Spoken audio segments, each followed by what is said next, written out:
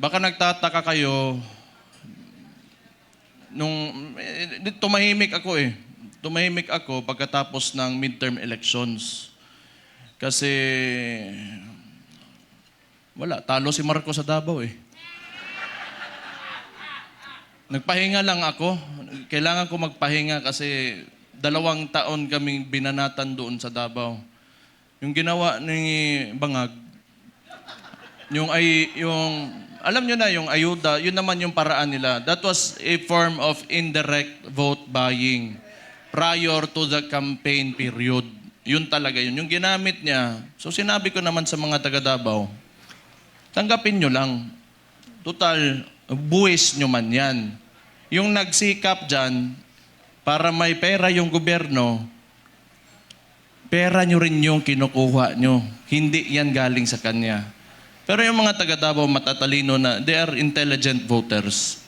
Akala kasi, yung claim ng mga kalaban, na kami mga Duterte daw, mga authoritarian, yun, mamatay tao, kaya takot lahat. 2 million, matatakot namin yun. Di bukas patay na kami kung takutin namin yung 2 million na yan. It is a very highly democratic city, actually. Pagka pumunta kayo, that is why, awa ng Diyos, pasalamat ako, sa Davao ako naging mayor kasi ang mga tao dyan, alam nila anong gagawin nila at mahal nila yung lugar nila.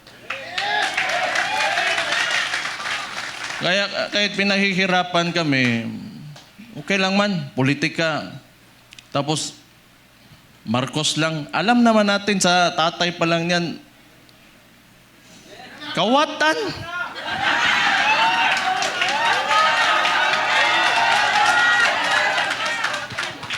Hindi, kasi ganito yon. Nung nagsimula yung kampanya nung 2022, kasama niya yung kapatid ko, the Vice President, siyempre, inisip ko rin, siguro, itong tao na to gusto maging presidente. He will redeem the Marcos family name. So, hindi ko naman talaga inisip na may ganun din pala kagago yung tao na yan. Kung siguro nasa isip niya, kung sira na yung pangalan namin, sirain ko na lang lalo. Wala naman akong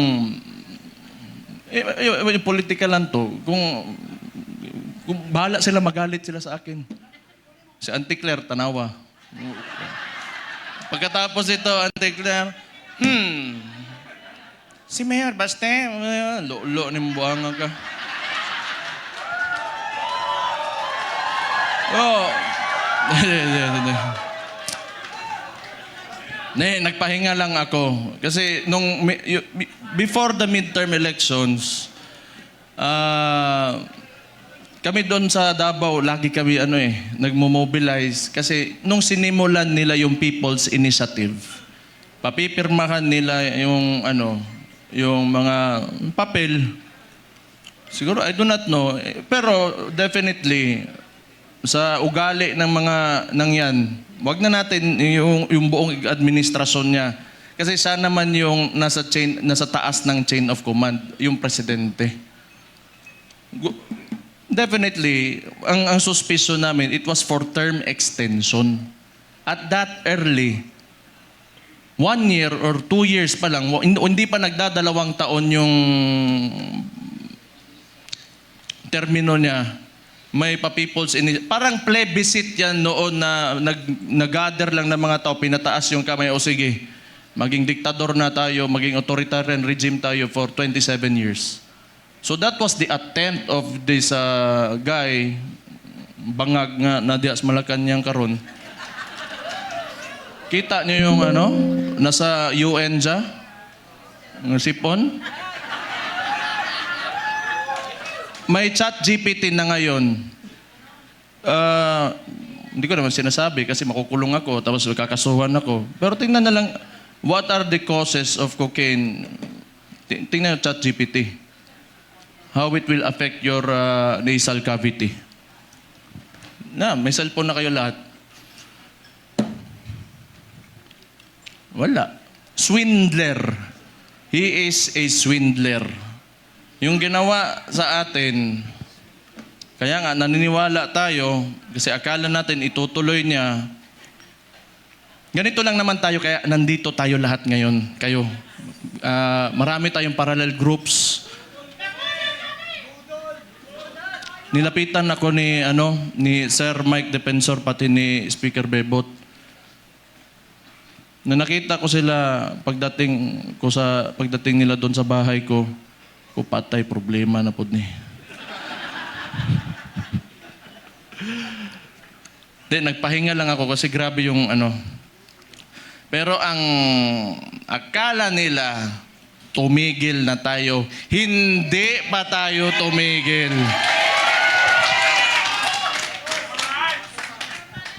Anong gusto nila? Lalabas lahat ng ginawa nila.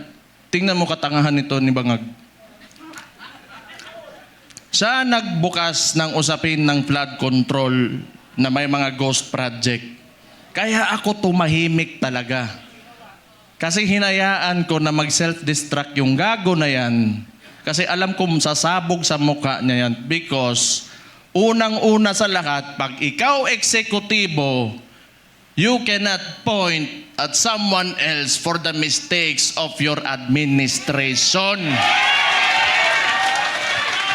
Responsibilidad mo yan, ibig sabihin, either hindi ka nag-iisip o kulang ka sa pag-iisip o hindi mo talaga gusto yung trabaho mo. O kita mo ngayon, nag-backfire sa kanya and they attempted to, lagi nilang ililiko doon. Pinakita naman namin lahat. Sa Davao, walang ghost project, may resibo kami lahat doon.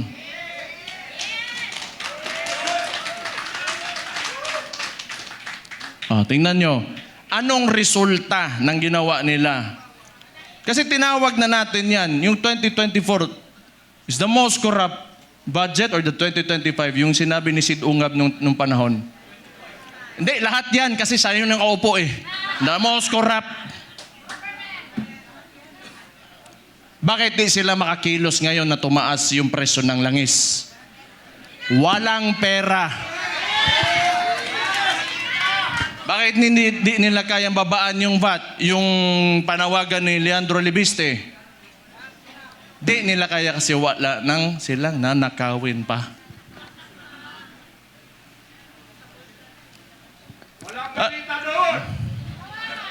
Alam nyo, hindi naman talaga perfecto kahit saan ka pumunta sa buong mundo. May mga lobbyists, the congressmen and the senators, dadaan talaga yung pera dyan because that's the power of the purse. Lobbying and all of that. Pero the estimated loss to corruption, umaabot na sa trillion. It doesn't make sense anymore. Saan mo pa gagastusin yung pera na yan kung nasa bulsa mo yan? For what? Magkano ba gusto mong yung kanin mo, gusto mo tag 200 pesos per kilo? Gusto mo yung pinakamasarap na pagkain, pinakamasarap na steak? Ano ba gusto mo sa buhay mo? Yan mga yan, mayayaman na yan. Hindi pa sila nakukontento.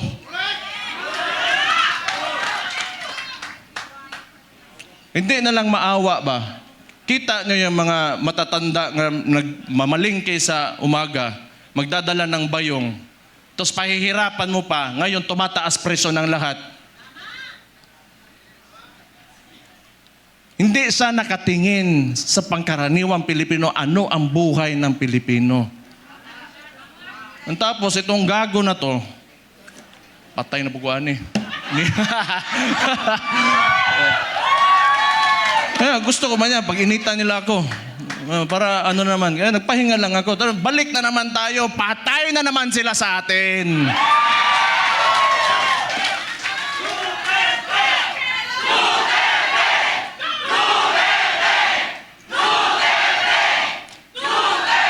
Ito pang maganda. Tayo, mga parallel groups, ilan? Pila to kabok? 600 parallel groups. Anong sinabi ng Vice Presidente? Siya ay tatakbong presidente, kumilos na tayong lahat.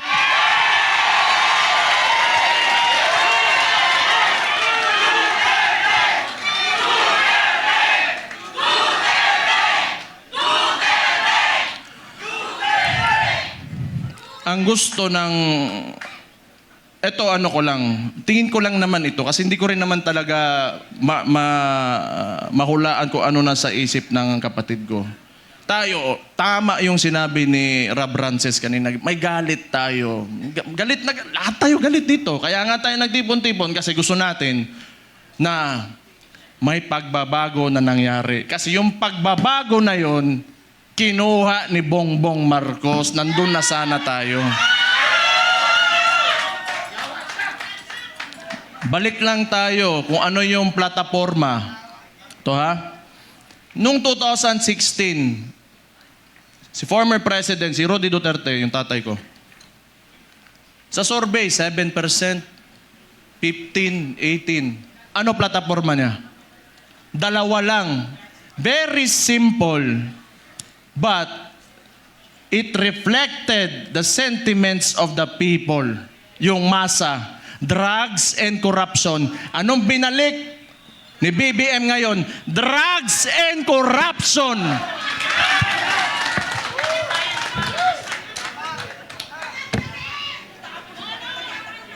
Sabi ng kapatid niya, hindi ako yun ha.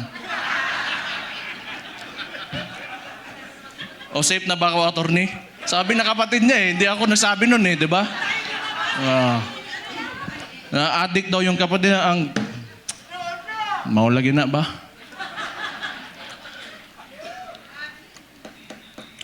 Hindi, tama naman yun. Kailangan optimistic tayo. Kailangan well-organized tayo. Andito tayo lahat. At mahalaga sa lahat, unified tayo. Yung may mga differences tayo kasi lahat tayo mayayabang May mga ugali yung mga DDS Di ba? Kalimutan muna natin yun. Ang tanawa, ang bugiro, yung mga buwang.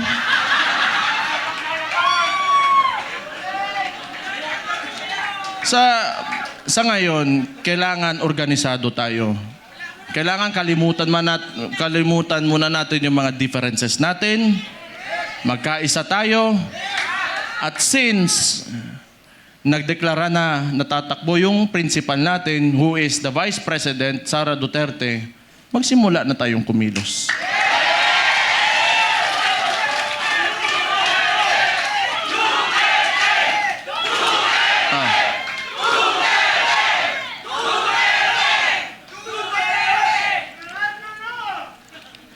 Una, hindi atin ang mainstream media. Yan ang pinakamalaking, pero wala naman di maniwala na sa kanila ngayon. Actually, if you are biased ka towards the article or the headline, you will support that headline. Yung ano lang, traditionally, sanay kasi yung Pilipino na, or yung, not really the Filipinos only, but the entire world, they look up to the mainstream media kasi yun yung historically, yun talaga yung ginagamit na source of information. But we all know na it can be manipulated. And it is, now, it is very well manipulated by... No, I do not blame them. May iba lang talaga na talagang rabid na anti-Duterte na mga tulad ng Rappler. Pero yung iba kasi talaga, wala yan. Matatakot talaga yan sa gobyerno. Kasi yung gobyerno, yung negosyo mo, lalapitan ka lang yan. Lalapitan ka lang ng BIR, ng ipapasarado ka, takutin ka. I know this because a lot of individuals in Davao, businessmen, were even afraid to come near me. Kasi pag manalaman ng administrasyon na yan, ni Bangag, ika-cut off, pahihirapan, gamitin yun. The bureaucracies of government have been weaponized by this administration. So intindihin na natin yun. Intindihin na natin yun. What we can do is, we go back to the roots. We campaign for our candidate. Wala rin naman tayo, kasi hindi rin naman tayo papansinin ng mga mainstream media because, lahat, masang Pilipino man tayo. So we do what we do best. 2016, anong ginawa nyo? Walang campaign materials na mabibigay yung tatay ko. Anong ginawa nyo? Kayo gumawa sa sako. Then this will be 2016 all over again. Let's reclaim the country and give it back to the people.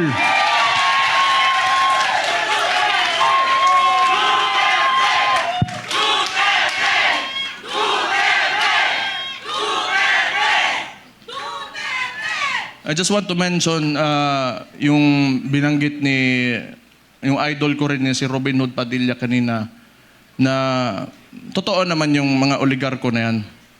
They are in control of, walang nawawalang oligarko sa buong mundo. Lahat ng nations in the entire world have oligarchs. Ito lang naman talaga. Kontrolado ba ng mga oligarko yung namumuno ng bansa? Yun ang mahirap. Ang kailangan natin, they have to be separate so that yung leader of that country can protect the people from exploitation of these oligarchs. Kaya hanggang ngayon, ayaw pa rin nila sa amin dahil binangga yan, walang iba kundi si Rody Duterte lang.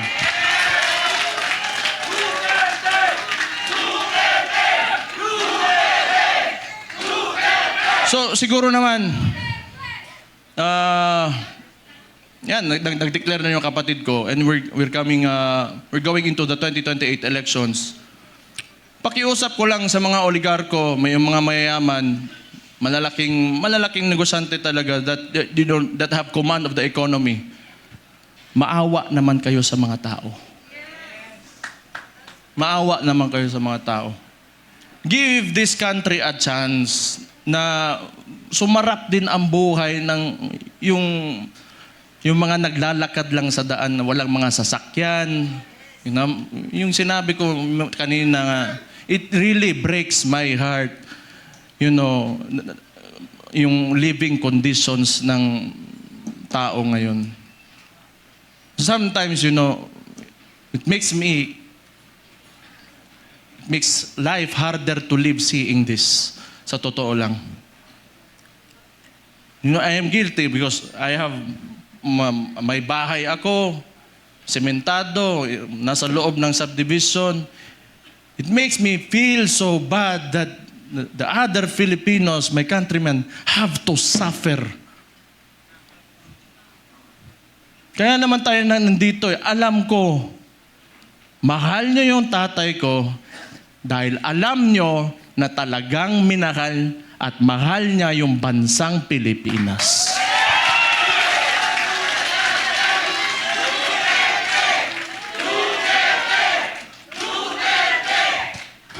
We have to, turn this around. We have to make this country turn around. Hindi pwedeng ganito. Andun na tayo.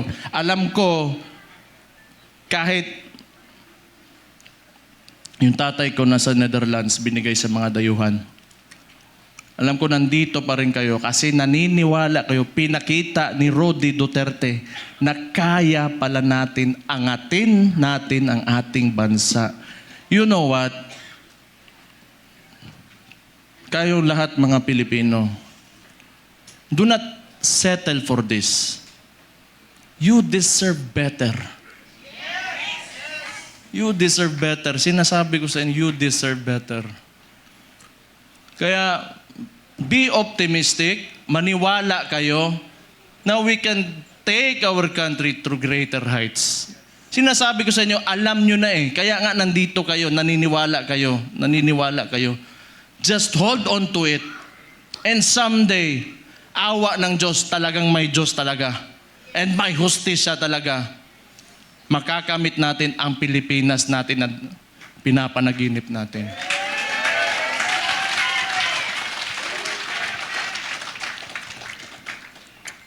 Isa,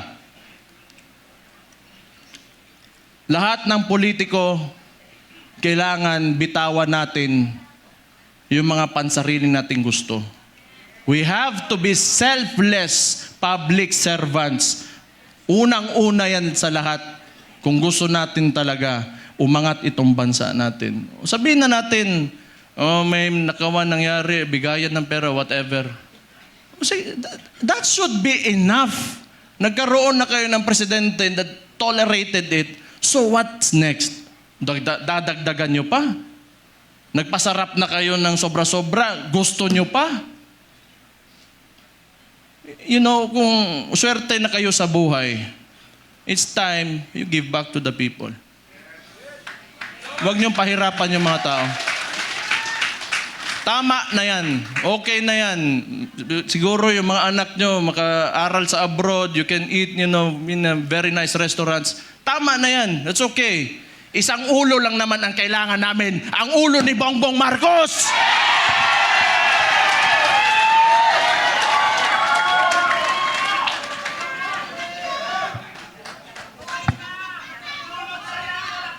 Kaya, you know, this coalition, if you cannot approach me, you approach Mike Defensor, you approach Bebot Alvarez, you, the congressman, I'm talking to you, if you want to defect, talikuran nyo na yan because alam nyo, kayo, mga politiko, nakatira kayo sa Pilipinas, huwag nyo sirain ang bahay nyo.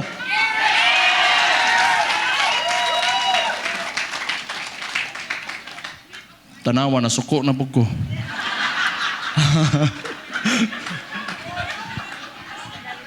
Pero,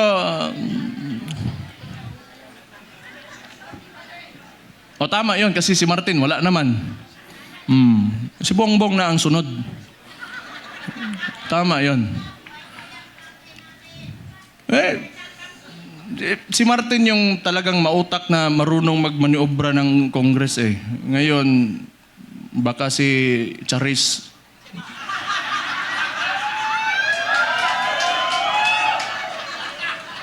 Sino yun? Kilala niyo yun? Charis.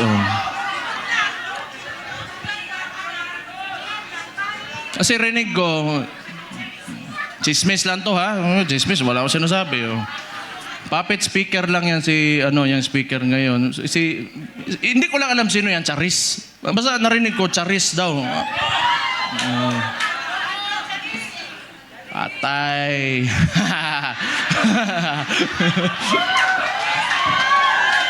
Hala mo diya. Basta ako, nagsalita na ako. Yun yung nasa puso ko, yun na nasa isipan ko. Kung maniwala kayo, okay. Hindi kayo maniwala, okay lang din. Kung di kung maniwala tayo dito lahat, nabangag talaga yung gago nasa taas, alam nyo na anong gawin nyo. Ilagay natin ang Vice Presidente sa 2028 na Pangulo natin. Ito lang, yung mga nananawagan na gusto natin ng radical, yung revolutionary movement. Gusto nyo? Sumama kayo kay Leandro Libiste. Punta kayo doon. Hindi, kilala ko yan noon pa. Kilala ko si Leandro. Pumunta yan ng Davao, nagbigay yan ng mga solar panel sa isang indigenous community doon sa Davao City. Matagal na. So, may yan sa CSR na ginawa doon. Kaya mabait yan na bata. Mas matanda ako ng konti eh. Mabait yan si Kong. Mabait yan. Kaya yan naging ganon. Kasi alam mo yung mga mababait na tao, pag ginalit mo, patay ka talaga. Mag-ingat kayo. Ayan pa, may isang Raulo si Attorney Harold Respiso. Sabi ko nga nakita ko tong gago na ito, sabi ko, puta, hindi lang pala ako ang si Raulo dito, may kasama na ako. Wala yung isang Raulo din, si Kiko Barzaga. Pero pag I want to talk to the younger people in the cameras. Subaybayan niyo yung mga bata na yan, yung mga tao na yan. They are the future of Philippine politics. Sino ba namang si Raulo na lalaban ng administrasyon, magiging opposition, lalo ng ganito kaabusado? What seemed to me, yung ginawa nila sa tatay ko was a state kidnapping. Yung mga bata na yan, di natatakot yan. We need people like them. We need people like them. May iba naman, diplomatic, parang si Senator Bongo. Okay yun. Hindi pwedeng lagi tayong galit lahat. Diba? Dapat may mabait din sa atin.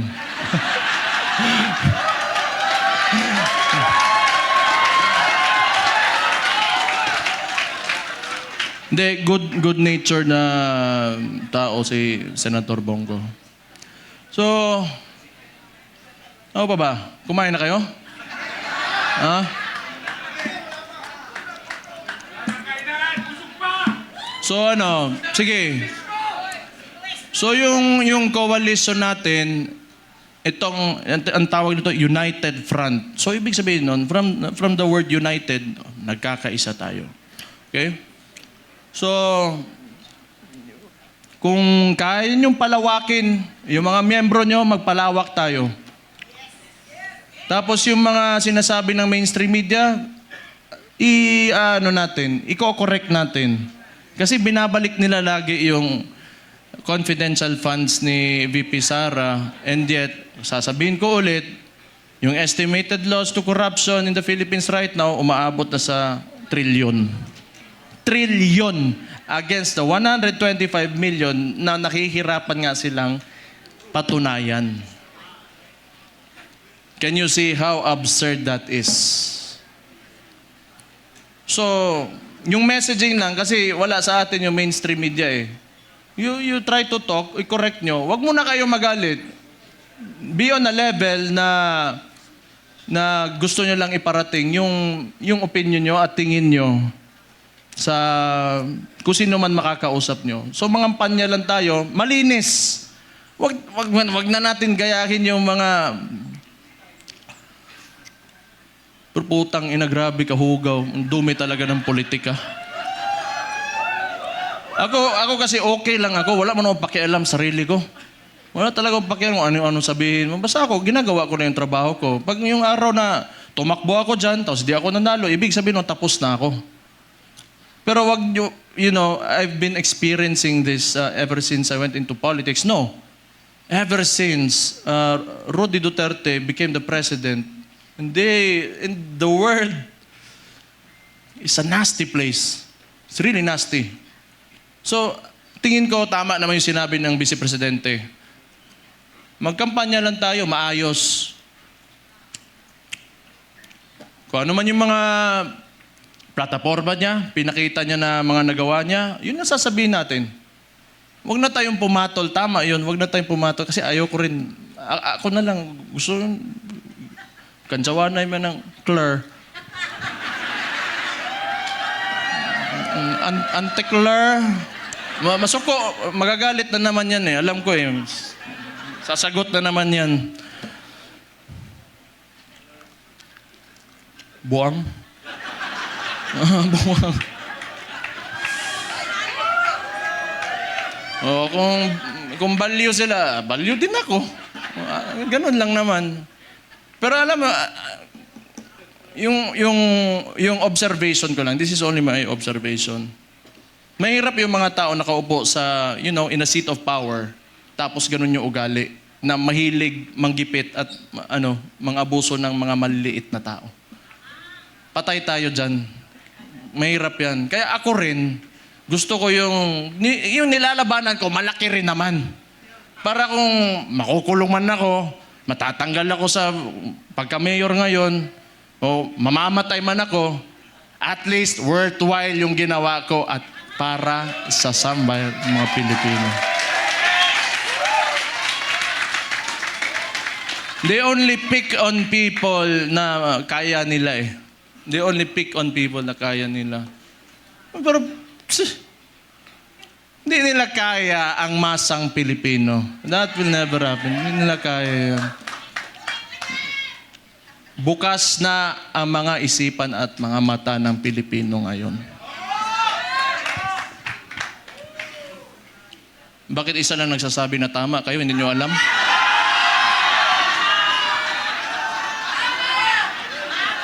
Energy level 10 nga daw eh. Ano eh? Not following instructions.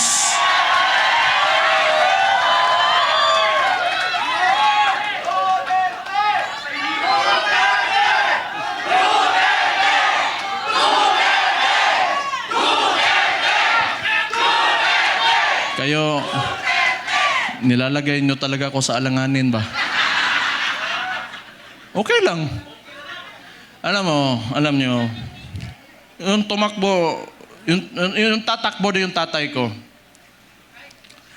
lahat kaming magkakapatid, hindi talaga pumayag. Kaya isa ring value yun. Kasi alam ko talaga, pagka nahamon yun, ibibigay niya talaga buhay niya para sa inyo.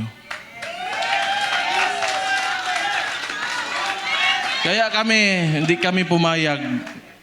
Pero siguro, tingin ko lang, hindi ko naman pwedeng hulaan yung ano na sa isip niya, mahal niya talaga kayo at yung bayan niya.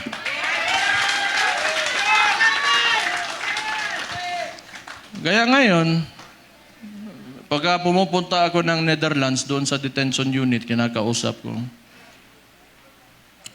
can never imagine someone would, like an actual individual in front of me that would actually give away his freedom and his life for his country.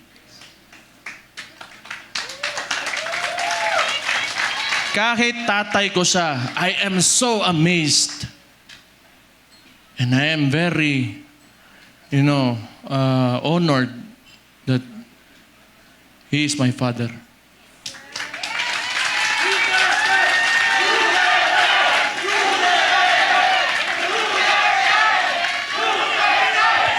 Saan oras?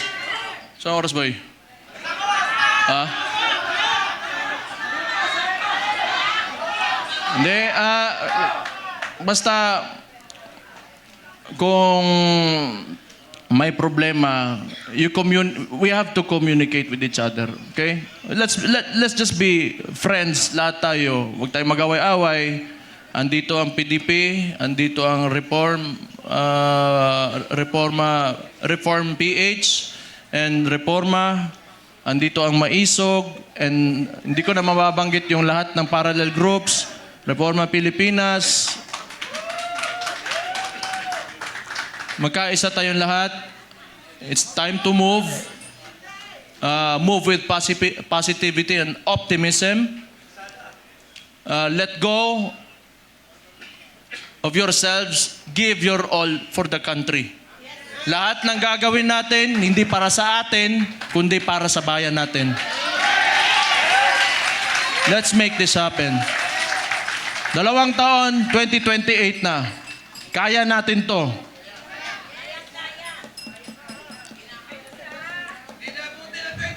The surveys are telling. So we just have to push harder. Push harder, huwag kayong titigil, and always remember, pagka you are facing adversity, hindi kayo nag-iisa. Ako si Mayor Sebastian Duterte ng Davao City, kasama nyo. Magandang hapon sa inyo lahat. Mabuhay kayo. Allahu Akbar! Mabuhay ang Pilipinas! Mabuhay si Vice President Inday Sara Duterte! Maraming salamat and God bless you all. Ang bigwas ng agila, lakas ng bayan, tinig ng katotohanan.